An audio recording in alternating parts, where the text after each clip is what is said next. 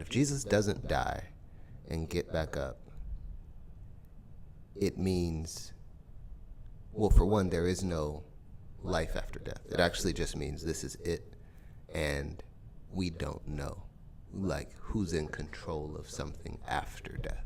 It probably also means if Jesus doesn't get up, well, for one, it means he doesn't have any connection or claim to God. So it makes Jesus crazy also. Like the whole, like, Jesus is either the Son of God or a lunatic, but he can't just be a good teacher because his teachings are tied in with that. And so, Right. So yeah, there is no,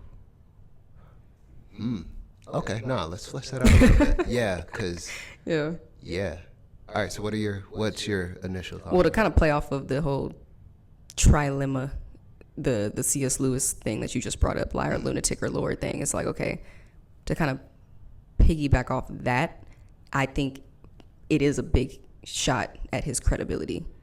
Yeah. Because of his teachings were practical, but also he said a lot of things.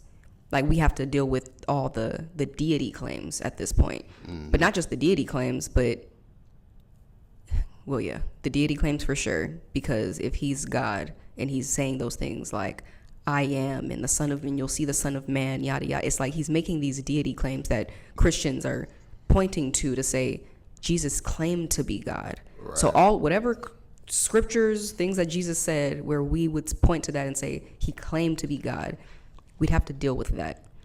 Yeah.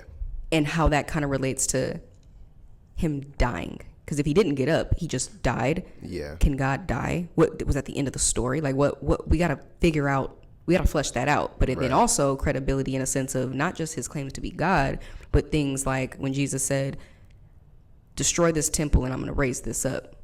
I'm going to raise it up in 3 days or whatever. Yeah. And it's like, yeah, claims like that. Because we point to those and we're like, he wasn't talking about the temple. He was talking about, and so whatever scriptures that anybody can think of that had to do with Jesus making a point or a hint at a resurrection, we'd have to deal with that. Yeah.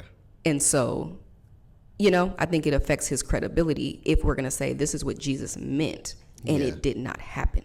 Yeah, because that just puts him, well, it makes it relative is what it does. It makes Jesus another guy with some good ideas and some stuff that you have to take with a grain of salt, which means there's no real difference between Jesus, Muhammad, or any other Gandhi. Like there's a lot of great guys in history who are just humans doing stuff. And it's like, that's right. Jesus had good teachings. Yeah, Jesus just gets in line now.